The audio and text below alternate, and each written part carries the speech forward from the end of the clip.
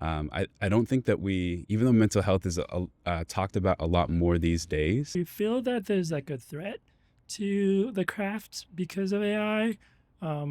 Right, like there's this idea that living with chronic conditions can be just one of the hardest things that people have to go through. And sometimes just getting out of bed for me is an act of resilience and bravery. My name is Lionel McKindy.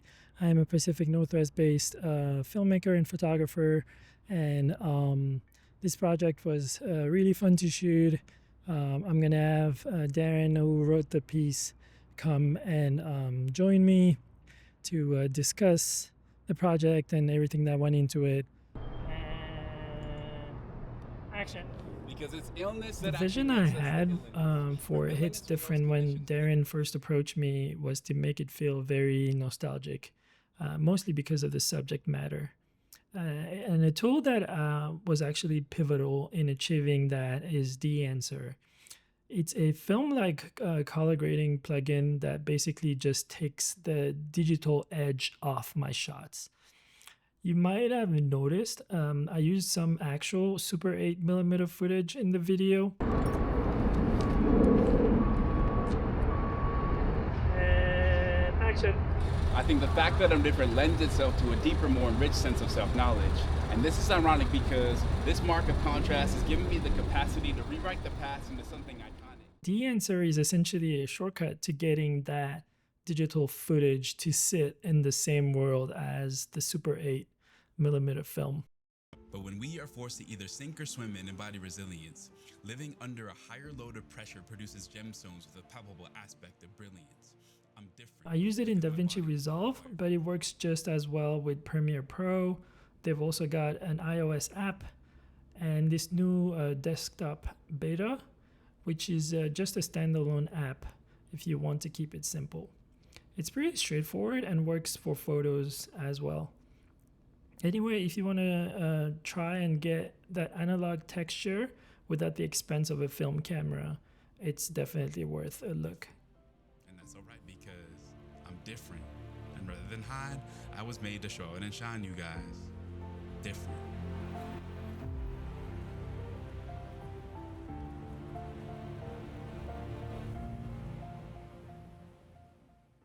I'm going to leave a link below where you can actually get a discount to try it out for those of you who are interested in the filmmaking of it all. Welcome to an episode of Between Takes. I'm sitting here today with my buddy Darren. I really appreciate you making the time for us to sit down and talk a little bit about this project. Can you share a little bit about you and maybe how you got into spoken word? Absolutely. Yeah. So I'm a Pacific Northwesterner through and through. Grew up in the North End in like the Linwood area. Went to school at UW and got into spoken word poetry because some of my roommates in college dropped a rap album between classes. And there was an open mic night at UW like the first Monday of every month. And I was just enthralled by what people could do with art. And being someone who's always loved reading and writing my whole life, even in the midst of being in the sciences and engineering, I was just really drawn to the arts and kind of getting into that myself, kind of seeing what my friends could do. That's dope. And tell me a little bit more about this piece specifically. I know it's very personal. Where did the inspiration for it come from, and why did you feel like it was something you wanted to share with the world? For sure, for sure. So it's a two-part answer, I'd say. Like the first part is, as I've been growing as an artist through the years, something that I found is that consistency is so key to tapping into creativity. And so through my days, I just keep a log of different ideas. And even as I'm thinking about, as I'm walking through the city and I see something, I keep it in that log and keep updating those ideas. But this one is just super near and dear to my story. Being someone who was diagnosed with a chronic condition at age 13, I knew that I wanted to talk about mental health, especially in the midst of navigating and wrestling through being a part of a friend group that didn't necessarily know how to care for me well. And so in that tension, I was like, man, like it's a wrestling match. It's hard to feel like the other. But in penning this piece, I wanted people to know that they're seen too, and that transformation and healing is possible. Yeah, that's incredible.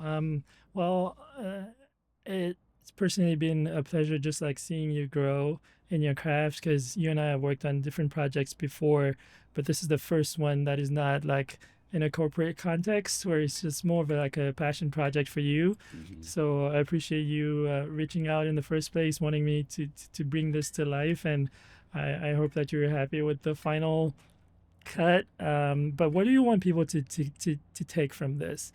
Now that we're done, by the time this is published, people would have seen the piece already. Like, did you go into it like hoping that maybe if there's some misconceptions about like mental health or like being bipolar or like did you have anything like that as you were writing? Like, I hope this makes it a little easier for people to understand what it's like to be in someone in my position. Absolutely, absolutely. I think it's been a journey of just growing as an artist in spoken word and having just like a handful of friends that I always share my pieces with.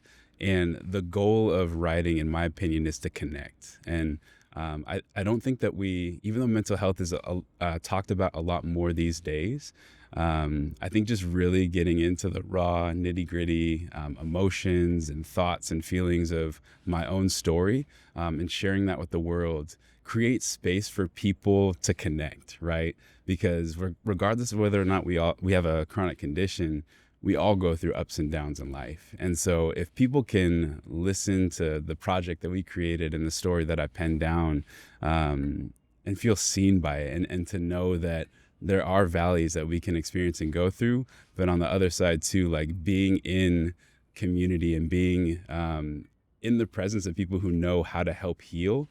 I hope that it inspires hope and an understanding that if we persevere and push through, we can see a whole ton of growth on the other side. That's dope. Thanks for sharing. I wonder what it was like for you growing up. You said it was like around 13 when you found out. Did you feel like you had the support system you needed to navigate those waters? What was that like for you? Yeah, yeah. It's definitely been a journey. I think first and foremost, family is such a complicated and complex thing, and we all go through ups and downs with family too. But especially when I first had the hospitalization that I had to go through when I had a manic episode at 13, my parents were right there. And although it was like just such a disruption and hard thing, not just for myself, but for my family, we got through it. And there were some incredible professionals at Children's Hospital and in the UW medical system that through the years have just equipped me with tools to help me be proactive about taking care of myself.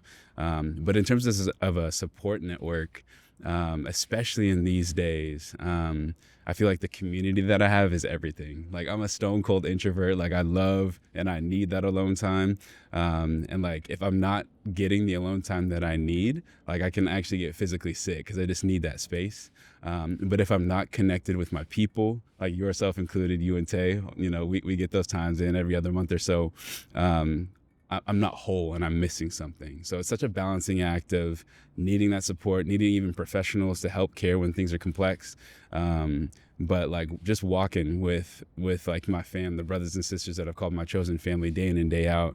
It's such a bolstering of stabilization and just richness in life. Well, that's great. Thanks for explaining and sharing that. I know in the piece you talk about how like working out is very important for you. Do you feel that it's something that now is so ingrained into your daily routine that you can't get away from it?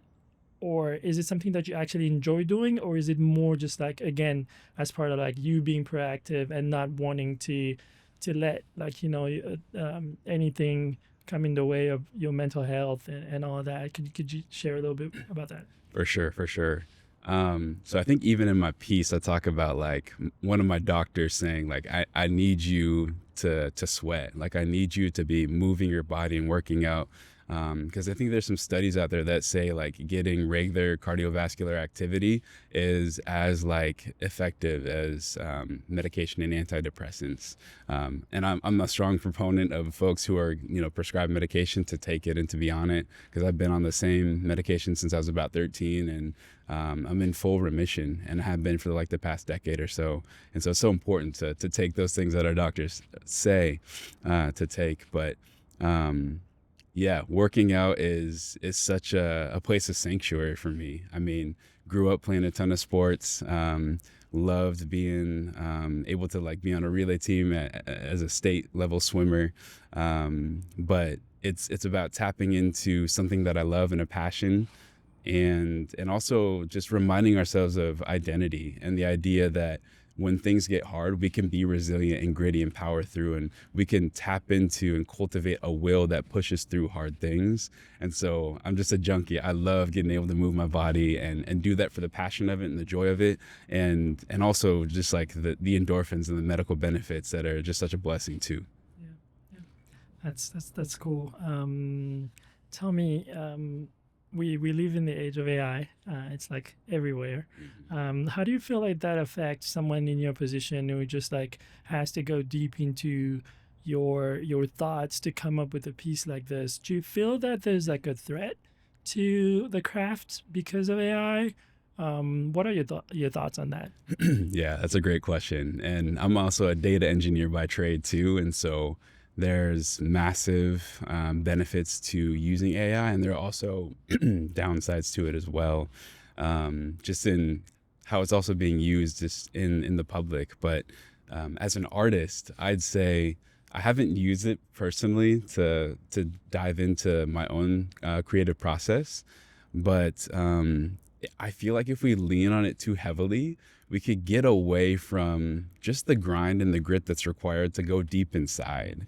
And I think so much of creating and expressing art is the work ethic behind it, and the dedication to consistency. And if we aren't putting in the reps to do so, we aren't strengthening the muscles that will allow it to be easier on the other side. And I think early on when I was trying to be more consistent in creating art, I noticed just how much faster ideas could come and how much more creative I could be with rhyme schemes. And so I think it could be a powerful asset to our process, but I don't want or at least I can speak for myself, I don't want to lean on it too heavily, because it's almost like you're not building the muscles that will allow you to go further in your own process. That's dope. Yeah, I was thinking about that as I was. I forgot to hold my mic.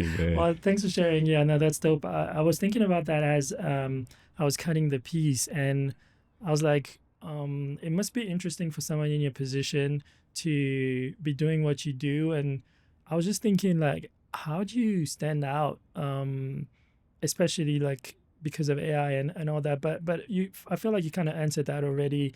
But there's lots of similarities between just poetry in general and spoken word. For people who are not familiar, like, could you like break that down? And yeah, let's just start there. Yeah, absolutely. So I feel like the words like poetry and spoken word could be interchangeable. But for me personally, I feel like it's like the difference between, someone opening up their favorite manga or comic book and just loving the story that they're reading through and paging through, and then like taking that manga and then throwing it onto a TV and letting it come alive. And so the difference between, for me, like page poetry and spoken word is like it's art embodied. And it's not just about someone like internalizing or reading what they're seeing on a page. Like when someone is performing spoken word, and I feel like it's almost the best live, because it's about engaging with someone's expressions and their body and the different changes in tempo and volume, and even some of the deliberate pauses that one can add into their piece and their performance. And it's about making like the words on the page come alive. Yeah, I could see that because I was also thinking about the delivery aspect of it being something that's very important because then there's like the artist in you that has to come out. I mean, it's one thing to run to AI, like we were talking just a little bit ago, to have like a text just being generated. It's another to make that text come alive when you're like delivering in front of people. And I've seen you do your thing live, and it's just incredible. I think you should keep at it. You have something special, a gift, and I'm glad that with this piece you decided to share it with the world. And I believe you just started your own YouTube channel, Mm. where people can find you. I'll have it tagged in the comment section and or in the description below. But what can people expect of you? Are you like writing on any? Are you working on any like new material, or was this like a one-off? Like, can you Mm. share a bit about like your aspirations? Yeah, absolutely. Appreciate you asking. And brother, it's just been a blessing too to collaborate with you and work on this project and the projects before as well, because I love your care with how art is portrayed and how it's even framed as you are working through the different frames and cuts of our pieces. So thank you for all the blood, sweat, and tears you put into this and to being able to showcase it. Um, Absolutely. But in terms of myself, I feel like even though I've been writing for a number of years now, I feel like I'm still just getting started. And one of my friends from my work team right now has just been in the process of being like, hey, we got to be accountable to each other because he is a ridiculous like engineer and kind of business minded friend. But he sees himself as a storyteller, and so we're checking in each week, and we're like, "Did you get your time to write this week? You know, did you get it's on the calendar? Did you hold to it?" And so I'm not necessarily trying to be the next Jackie Hill Perry or Preston Perry or even Christian Page down in Tacoma. It is dope. Absolutely, yeah. But I still feel like I have things to share and things to say. And so it's just about being in that process of consistency and seeing what comes of it. And I do have a number of pieces through the years that I'm like, all right, Leo, like we got to jump on, the next thing when we can free up some time and get some more vision kind of established, because I love what you do with the visuals and the network that you have to work on the audio too. It's a dream team. So consistency and then seeing like, yeah, what can we dream up next? That's dope. Well, I'm excited to see where you go from here. And on the topic of sound design, shout out to Alejandro, who worked on the sound design and did an incredible job. It's an area where I'm not an expert, so having him hop on board and do his thing was just incredible. I felt like it elevated the piece to like a new level. Um, and I know you're kind of like in between jobs right now. There could be someone watching this who may want to know a little bit more about you. Can Mm. you talk a little bit about your experience, like what you're good at, and what would be like an ideal position for you? For sure, for sure. Yeah. So, as I said before, I'm a data engineer by trade. I kind of came into tech through the back door because I was a neuroscience undergraduate at the University of Washington. Have a whole bunch of experience in like the neural engineering world, and was thinking about a PhD for a while, but jumped into a software boot camp. It was a good like 6 months of 70-hour weeks, and if I had to do it again, I would absolutely do it because I just love the parallel between like spoken word and writing code, because I feel like they're both a really beautiful creative endeavor. And for me, I'm in a little bit of a niche space of integration engineering, which is a subset of data engineering. And my tool of choice is underneath Salesforce. So MuleSoft integration engineering. And you could think of us as the Mario Bros or like the plumbers of the data world, creating pipelines between systems and feeding AI, because AI is only as good as the data that it has access to. So if anyone's looking for a data engineer who loves creativity, who is skilled and like architecturally minded as well, hit me up. Would love to work with a team. Would love to run with a good team. That's awesome. Um, well, I was gonna ask you what you think of the piece now, considering it took us over a year to bring this together. For Like the sure. first half of it was shot in late 2024, and then Mm-hmm. for most of 2025 you were really busy, and the second half we had to reshoot because I was convinced that it needed a reshoot, and it took a conversation between the two of us Yeah. to get to that point. But I'm glad we did eventually. Late 2025, we did the reshoot, and now it's together. How do you feel that it looks now compared to what I'd pitched to you when you first came to me? Like, are you happy with where we're at? Oh man, yeah. I think there's something so special about diligence, right? And being dedicated to the work of bringing something to life. And we initially had like, a vision of starting in the morning, and being on the waterfront, right? A little bit grayscale or like just blue, gray, darker colors, to start the piece in more of a valley where the story began. And the second half of the piece is a little bit more about hope and seeing that like through the challenges and trials that we go through, like so much grit and strength and transformation can be had. And the second half was at first like filmed in the U District area, like right on the Ave, my stomping grounds at UW. But I think like so much more was brought to life when we got to reshoot down in Pioneer Square. And it's towards the end of the piece, but I love what you did bringing like that mirror down onto the waterfront, and so creative. And I love your vision with how we capture this piece.